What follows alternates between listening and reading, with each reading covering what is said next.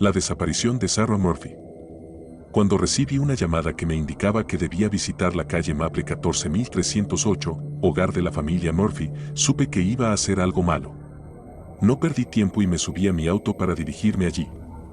El caso de los Murphy fue uno de los más tristes que había encontrado como trabajadora de servicios sociales. Ian y Debra Murphy habían sido una pareja joven típica. Ian era contador y Debra trabajaba en un salón de belleza. Tenían una hermosa hija llamada Sarah, que acababa de entrar al 5º grado. Los Murphy habían sido una familia feliz, simple y de clase media. Hasta el accidente. Una semana antes de Navidad, John Murphy estaba colocando luces en el techo de la casa familiar. Había estado extremadamente ocupado en el trabajo, pero finalmente había logrado hacer tiempo para decorar la casa con su hija. Mientras Sarah hacía un ángel de nieve, riendo y sonriendo a su padre, John resbaló en el techo. Cayó y se rompió el cuello, a 6 pies de distancia de su hija. Debra se quedó sola para cuidar de Sarah. El trabajo de John había proporcionado la mayor parte del ingreso para la familia Murphy y ahora él se había ido. Tenían algunos ahorros, pero no lo suficiente para durar. Recibí mi primera llamada sobre el caso unos meses después de la muerte de John. La policía había respondido a la llamada de un vecino sobre gritos provenientes de la casa de los Murphy. Cuando llegaron 2 agentes, encontraron a Sarah acurrucada debajo de su cama mientras Debra deambulaba por la casa, arrojando cosas y gritando. Los policías lograron calmarla, pero no pudieron sacarle una respuesta clara sobre lo que había sucedido. «Alguien está aquí», les dijo histéricamente una y otra vez. «Alguien está en la casa». Me enteré de que no era la primera vez que la policía respondía a un disturbio en la residencia de los Murphy. Debra había llamado una docena de veces en las semanas anteriores, informando que alguien había entrado a su casa. Cada vez, la policía llegaba y registraba toda la propiedad, pero no encontraban evidencia de ningún intruso. Los policías estaban preocupados por el comportamiento errático de Debra, y como había una niña pequeña en la casa, llamaron a mi oficina. Me enviaron a verificar a Sarah. Debra me recibió cortésmente, dándome la bienvenida a su casa. Sarah me saludó tímidamente con la mano, pero luego se retiró a su habitación. Me senté en la mesa de la cocina con Debra y hablé con ella durante un rato. Le hice algunas preguntas básicas sobre cómo estaba su hija, cómo se sentía, etc. Recibí respuestas satisfactorias para todo. Luego, mencioné las frecuentes llamadas al 911. La policía no me cree, dijo Debra nerviosamente. Pero sé que alguien nos está acosando. ¿Cómo es eso?, pregunté, con simpatía. Las cosas siguen apareciendo. He encontrado a Sarah jugando con muñecas nuevas que no le había comprado. Al principio pensé que las había tomado prestadas de una amiga, pero cuando le pregunté, dijo que eran suyas. Cuando le pregunté de dónde las había sacado, dijo que simplemente aparecieron en su habitación. Estaba a punto de decir algo, pero Debra me interrumpió. Eso no es todo. Encuentro flores recién cortadas en el alféizar de su ventana algunas mañanas, lo cual no puedo explicar. A veces la escucho hablar, cuando está en su habitación, pero cuando entro, ella se detiene y no hay nadie allí. Debra se inclinó hacia mí. Y lo peor de todo. Tenía una mirada cansada y asustada en sus ojos, los ojos de una mujer que no ha dormido en mucho tiempo. Siento que alguien me está observando todo el tiempo. Siempre que doy la espalda, siento los ojos de alguien sobre mí. Pero cuando me vuelvo, no hay nadie. Intenté reconfortar a Debra Murphy, pero obviamente me preocupaba su comportamiento cuando salí de la casa. Estaba claro que estaba sufriendo algún tipo de delirio paranoico, probablemente causado por la falta de sueño. No podía culpar a la mujer, estaba trabajando en trabajos extra para mantenerse a sí misma y a Sarah después de la muerte de John, pero aún así, era motivo de preocupación. Había visto a padres solteros, sobrecargados y estresados, comenzar a descargar sus problemas en sus hijos. Presenté un informe detallando todo esto con mi supervisor, pero sabía que no sucedería nada. La triste verdad de esta línea de trabajo es que rara vez se pueden prevenir las tragedias, con demasiada frecuencia solo puedes llegar después para intentar recoger los pedazos. Por eso, cuando recibí esta llamada más reciente pidiéndome que siguiera el caso de los Murphy, temí lo que podría encontrar. Llegué a la casa de los Murphy, con la esperanza de encontrar a Debra mejorada desde mi visita anterior. En cambio, lo que encontré fue mucho, mucho peor. Toqué la puerta, sin recibir respuesta. Extraño, porque había llamado antes para asegurarme de que Debra estaría en casa. Estaba sacando mi celular para llamarla de nuevo, cuando escuché un sonido amortiguado desde detrás de la puerta. ¿S.R.A. Murphy? Llamé, golpeando de nuevo. Apenas podía escuchar algún tipo de ruido que venía desde dentro de la puerta. Hola. Los ruidos sonaban como llanto. Después de no obtener respuesta de Debra, llamé a la policía. Cuando llegaron los oficiales, forzaron la puerta cerrada, solo para encontrar a Debra acostada en el suelo llorando. Él se la llevó, seguía diciendo una y otra vez. Él se la llevó. Los policías revisaron toda la casa, pero no había señales de Sarah en ninguna parte. Se lanzó una enorme búsqueda. Los policías interrogaron a cada persona que vivía en el vecindario. Cientos de voluntarios buscaron en los bosques cercanos, llamando el nombre de Sarah. Yo lo sé, yo era uno de ellos. La búsqueda continuó durante semanas, pero no había señales de Sarah. No pasó mucho tiempo antes de que la policía señalara a Debra. Ella lo negó una y otra vez. Pero la policía era persistente. Sus interrogatorios duraron horas, tratando de arrancar más información sobre lo que había sucedido el día que Sarah desapareció. Finalmente obtuvieron una confesión. Pero no por lo que esperaban. Me enteré de cómo sucedió todo por uno de mis amigos en el departamento. En mi línea de trabajo siempre puedes usar a un buen amigo en la fuerza policial local. Mientras los oficiales la estaban interrogando por centésima vez sobre los eventos que llevaron a la desaparición de Sarah, Debra colapsó. Un oficial había mencionado que tal vez cuidar de su hija ella sola era demasiado estresante después de que John hubiera muerto, y Debra perdió el control.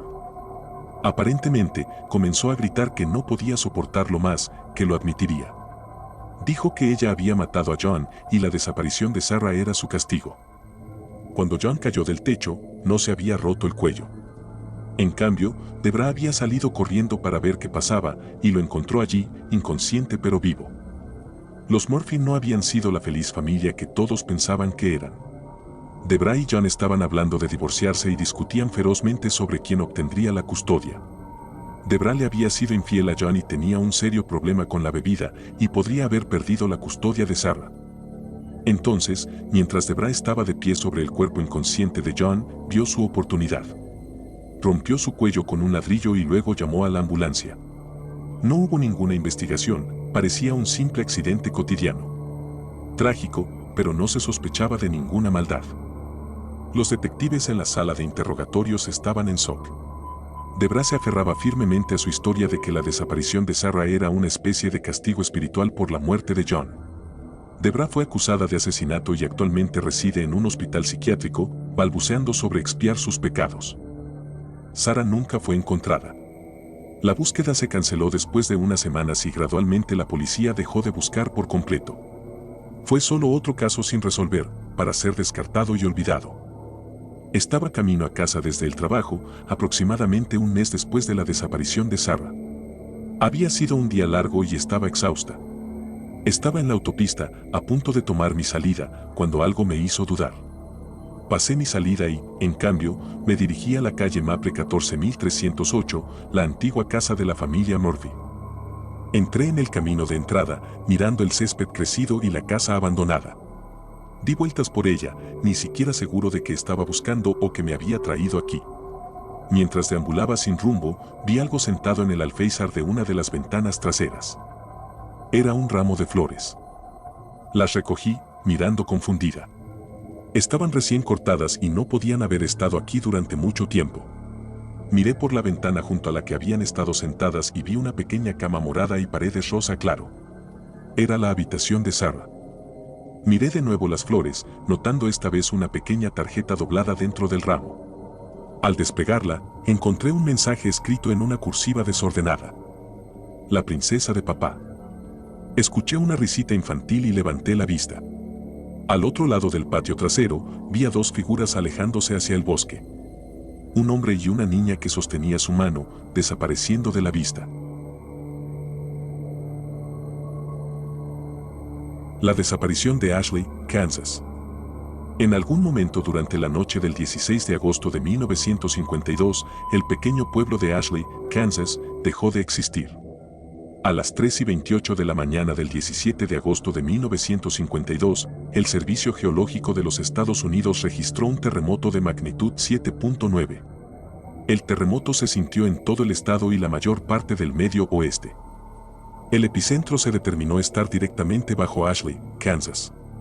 Cuando las autoridades estatales llegaron a lo que deberían haber sido las afueras de la comunidad agrícola, encontraron una fisura humeante y ardiente en la tierra que medía 1000 yardas de longitud y aproximadamente 500 yardas de ancho.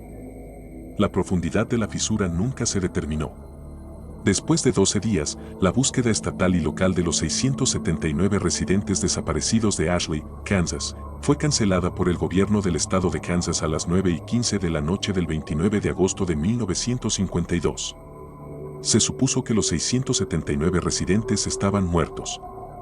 A las 2:27 de la mañana del 30 de agosto de 1952, el Servicio Geológico de los Estados Unidos registró un terremoto de magnitud 7.5. El epicentro estaba situado bajo lo que solía ser la ubicación de Ashley, Kansas. Cuando las autoridades investigaron a las 5:32 de la mañana, informaron que la fisura en la tierra se había cerrado. En los 8 días previos a la desaparición del pueblo y sus 679 residentes, se informaron eventos extraños e inexplicables por docenas de residentes en Ashley, Kansas, y por las fuerzas del orden de los alrededores. En la tarde del 8 de agosto de 1952, a las 7:13 de la tarde, un residente llamado Gabriel Jonathan informó una extraña visión en el cielo sobre Ashley. El pueblo en sí, al no tener una fuerza policial oficial, llamó a la estación de policía del pueblo vecino de Haas. Gabriel informó lo que parecía ser una pequeña abertura negra en el cielo. En los siguientes 15 minutos, la estación de policía de Haas se vio abrumada por docenas de llamadas telefónicas que informaban del mismo fenómeno. El fenómeno nunca fue reportado por ninguna comunidad vecina. Se tomó la decisión de enviar a un oficial a Ashley para investigar el asunto a la mañana siguiente. A las 7:54 de la mañana del 9 de agosto de 1952, el oficial de policía de Haas, Alan Mess, comunicó por radio a la estación de policía de Haas. Informó que, a pesar de seguir el camino de un solo sentido que conducía a Ashley, se había perdido. Según su informe, el camino seguía su camino normal, pero de alguna manera terminaba de nuevo en Haas. El oficial más agregó que el camino nunca se curvaba ni se inclinaba en ninguna dirección. A las 9:15 de la mañana, 7 de los 10 autos de policía del pueblo fueron enviados a investigar la situación y todos los miembros del equipo llegaron a la misma conclusión. El único camino que conducía a Ashley dejó de conducir a Ashley, sino que en su lugar llevaba de regreso a Haas. Las llamadas telefónicas continuaron llegando a la estación de policía de Haas, todas informando que la abertura negra en el cielo seguía creciendo en tamaño. Se aconsejó a todos los que llamaban que permanecieran adentro y no salieran a menos que fuera absolutamente necesario. A las 8:17 de la noche, la señora Elaine Cantor informó que sus vecinos, el señor y la señora Milton y sus 2 hijos, Jeffrey y Brooke, estaban desaparecidos.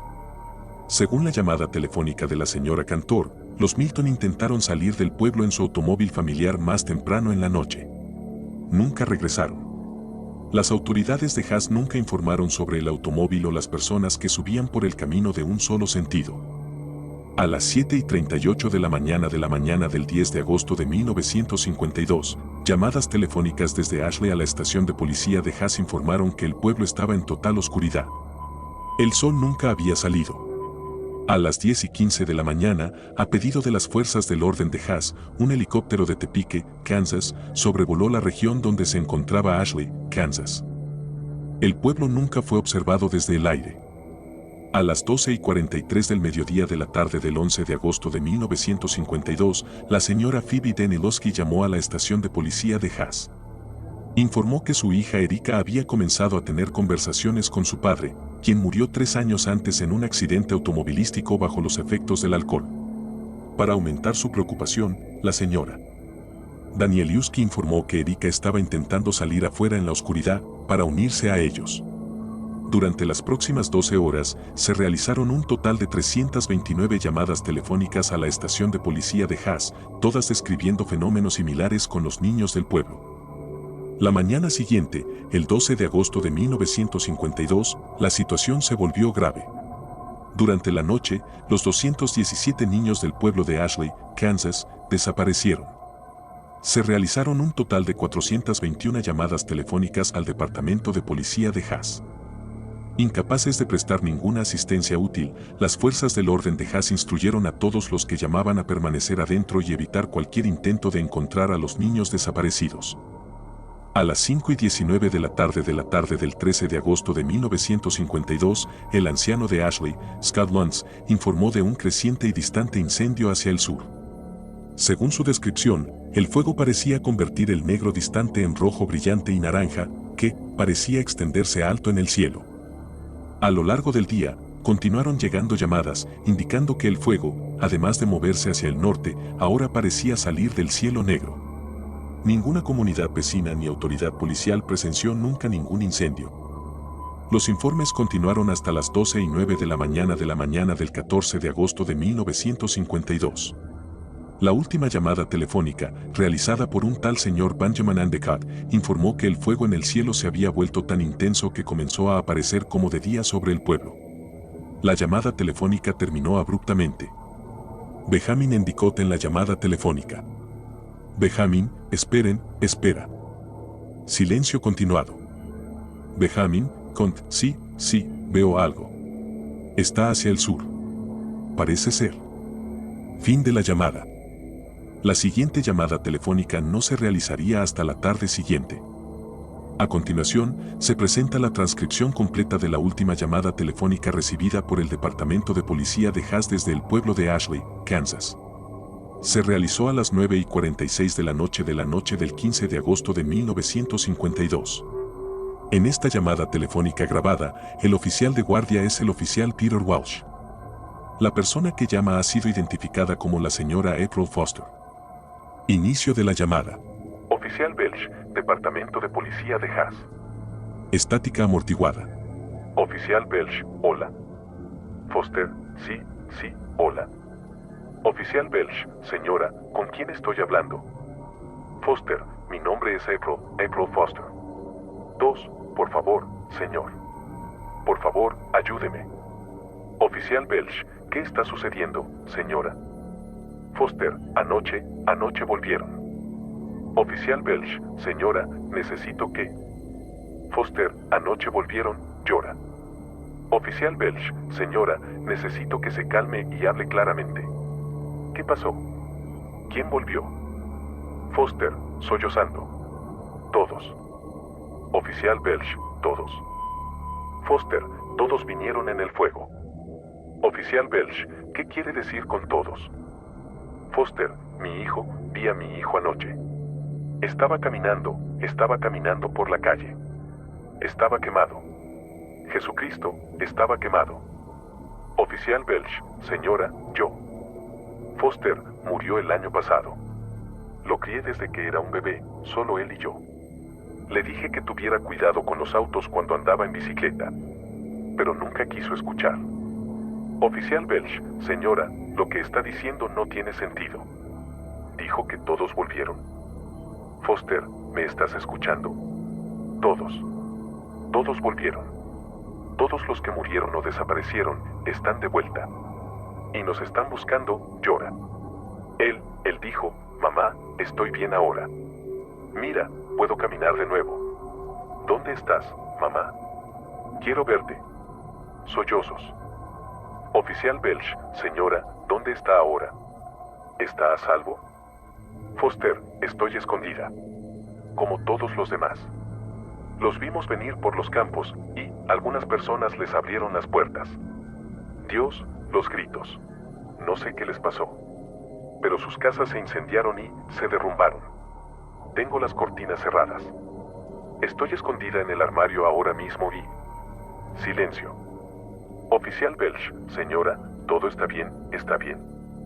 Foster, silencio. Oficial Wells, señora. Foster, cristales rompiéndose. Oh Dios mío. Oficial Wells, señora. Foster, algo acaba de entrar. Llora. Oficial Wells, manténgase lo más tranquila posible. No haga ruido. Foster, murmurado, mamá, mamá. Sollozos. Entró. Oficial Wells, permanezca absolutamente quieta. No se mueva. Foster, sonido de pasos amortiguados. Murmurado, mamá. ¿Dónde estás escondida? Oficial Wells, manténgase en silencio. Foster, sonido de pasos pesados. Risa. Murmurado, te encontré, mamá. Gritos e inaudibles ruidos. Oficial Wells, señora. Señora. Fin de la llamada. A la mañana siguiente, a las 6:55 de la mañana, los agentes de la ley del Departamento de Policía de Haas llegaron al lugar de Ashley, Kansas. Solo quedaba una fisura humeante y ardiente en la tierra. La desaparición de mi hermanito, Steven. Hace exactamente 4 meses que desapareció por primera vez. Recuerdo la confianza en los ojos de mi madre cuando me dijo de pasada: mantén un ojo en Steven. Íbamos camino a la tienda de la esquina, a unas cuantas cuadras de distancia, y realmente no había motivo para preocuparse. Siempre fui el responsable hermano mayor y vivimos en un vecindario muy seguro. Pero solo tengo 15 años y no soy perfecto. A menudo pienso en ese día. Había una chica en la escuela por la que sentía una enorme atracción y ella estaba caminando por el estacionamiento de la tienda de conveniencia. Me miró y en realidad sonrió. Hablé con ella durante lo que probablemente fueron 1 o 2 minutos, pero para mí pareció apenas un breve momento. Mi hermanito de 9 años estaba lejos de mi mente. Cuando ella se fue, recuerdo mirarla con anhelo. Su perfume. Tiene solo un toque de algo, pensé para mí mismo. Eso es lo que estaba haciendo cuando él desapareció. Tratando de descubrir que tenía el perfume de ella. Pero luego recordé a Steven. Di la vuelta en pánico y él había desaparecido. Los siguientes días fueron un torbellino. Recuerdo llorar con la cabeza entre las manos mientras los policías me hacían preguntas. Recuerdo cuando su escuela cerró por completo y cada estudiante y profesor se unió a los grupos de búsqueda. Recuerdo cómo, a medida que las horas se convertían en días, ya no buscábamos a Steven en persona, sino donde habían dejado su cuerpo. Pero no había rastro de él. En ninguna parte. Había desaparecido por completo. Mi madre tomó su desaparición tan mal como podrías imaginar. Me culpó desde el principio y gritaba: deberías haber sido el hombre de esta casa. Pasaron 2 semanas en las que ella no me habló en absoluto. A veces llegaba a casa y la veía en el sofá acurrucada en posición fetal, temblando y llorando. Incluso un mes después de que él se fue, a veces todavía caminaba por las calles cerca de la tienda de conveniencia, gritando su nombre durante horas sin parar. Las cosas no fueron mucho mejores para mí. La culpa sola era difícil de manejar y el comportamiento de mi mamá no ayudaba. Los profesores y los estudiantes fueron amables conmigo al principio, pero podía ver en sus ojos que también me culpaban. Para siempre iba a ser ese chico irresponsable que perdió a su hermanito. A veces me encontraba sentado en la habitación de Steven por las noches. Se sentía reconfortante por alguna razón. Como si estuviera más cerca de él. Recorría la casa y miraba sus escondites populares de cuando jugábamos al escondite. Un rincón oscuro en su armario era su lugar favorito. Miraba allí a menudo, esperando de alguna manera que él simplemente estuviera allí. Steven, ¿dónde estás?, susurraba. Esperaba que él respondiera. Pero nunca lo hizo. Después de 3 meses y medio, mi madre y yo habíamos prácticamente perdido la esperanza de encontrar a Steven. Las cosas habían mejorado un poco y mi mamá volvía a hablarme, pero era obvio que las cosas nunca serían iguales entre nosotros. Ya comenzábamos a hablar de Steven en pasado. Steven es un buen chico fue reemplazado por Steven era un buen chico. La policía y la ciudad en general estuvieron muy activas en la búsqueda de Steven durante la primera semana, pero se había ralentizado. No creía que la policía realmente lo estuviera buscando en absoluto. Por eso nos sorprendió tanto cuando llamaron a la puerta principal. Miré por la ventana y vi 3 coches de policía. El paseo por el pasillo se sintió como en cámara lenta. Abrí la puerta muy lentamente, esperando lo peor. Un oficial me miró. Pero en realidad había un atisbo de sonrisa. Estaba sosteniendo la mano de un niño pequeño. Mi cerebro no pudo procesarlo de inmediato. Me di cuenta de que es una reacción bastante extraña dadas las circunstancias, pero estaba funcionando como en piloto automático. Oh, hola Steven, dije. Hola, respondió él. Y luego los tres nos quedamos allí en un incómodo silencio. No sé cuánto tiempo habría durado, pero fue interrumpido por un grito penetrante desde atrás. Mi mamá bajó las escaleras estrellándose, chillando todo el tiempo, y agarró a Steven. Lo giró, tocando su cabeza y sus hombros, como si no creyera realmente que era real. Luego lo levantó, aferrándose a él, y comenzó a llorar. Steven también lloraba. Y luego la realidad de la situación finalmente me alcanzó, y los agarré también. Los tres llorando en los brazos del otro. Estábamos completos de nuevo. Terminó siendo el mejor escenario posible, dado la situación. El hombre que secuestró a Steven no era un pervertido o un psicópata violento. Era un hombre solitario cuya esposa e hijo murieron en un accidente hace un par de años. Había perdido en parte la razón en su depresión. Steven era su hijo sustituto y fue tratado bien todo el tiempo. Fue el propio secuestrador quien se entregó. Después de 3 meses y medio, ya no podía lidiar con la culpa de lo que estaba pasando la verdadera familia de Steven. Dado todo eso, es sorprendente lo rápido que volvimos a las viejas rutinas. Solo han pasado 10 días desde que volvió Steven, pero fue como si nunca hubiera desaparecido en absoluto. En su mayor parte, Steven también estaba perfectamente bien, excepto que tenía dificultades para dormir. A menudo venía a mi habitación en medio de la noche y me despertaba. A veces solo hablábamos. A veces jugábamos videojuegos. A veces simplemente volvía a la cama en el sofá a mi lado. Pero luego sucedió algo extraño anoche. Hubo una gran tormenta afuera y, alrededor de las 2 de la mañana, Steven vino a mi habitación. Dijo que no podía dormir y quería jugar a Xbox. No me importó. Era lo menos que podía hacer. La tormenta se estaba poniendo bastante mal y a veces la luz parpadeaba un poco. Miré a mi hermano. ¿Sabes, Steven? Nunca me disculpé por ese día. Lo siento. Debería haber sido más cuidadoso. Dejó de jugar y me miró. Estaba a punto de hablar, pero luego se fue la luz. Estábamos en completa oscuridad. Y tal vez mi mente solo me estaba jugando una mala pasada, pero podía ver un débil contorno sombrío de mi hermano y parecía que sus extremidades se doblaban y movían de maneras imposibles. También estaba encorvado, moviéndose por la habitación casi como un insecto. Steven, dije en voz alta. Y eso fue lo que sucedió. Me estremezco solo de pensarlo. No fue la voz de mi hermano la que respondió. Fue la voz de un hombre adulto. Y resonaba un poco. Ni siquiera sonaba humano. No soy Steven, dijo. Mis ojos se habían ajustado mejor y podía ver un poco más claro.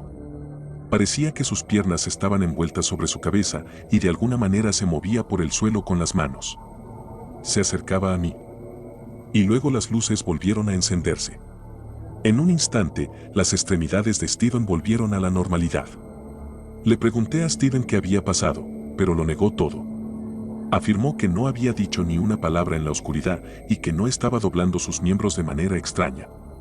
Luego dijo que estaba cansado y que iba a volver a su habitación. Pero luego sucedió algo aún más extraño cuando se fue. Se detuvo en la puerta de mi habitación y me miró. Era vainilla, dijo. ¿Qué? Respondí. Su perfume. Tenía solo un toque de vainilla. Y luego cerró la puerta. Así que no tengo idea de cómo proceder aquí. No le dije a nadie sobre el perfume. ¿Cómo podría saber él que eso era lo que estaba pensando cuando desapareció? Y el doblar sus miembros. Hablar con la voz de un hombre. Negar que él incluso es Steven. No puedo decirle a mi mamá. De todos modos, no me creería, y ha estado tan feliz desde que regresó. Realmente no tengo idea de qué hacer. Creo que creo en la voz que escuché en la oscuridad. Ese chico no es mi hermano Steven. No sé quién o qué es. Pero voy a averiguarlo. Y para el verdadero Steven por ahí, te encontraré, amigo. Lo prometo. Te encontraré.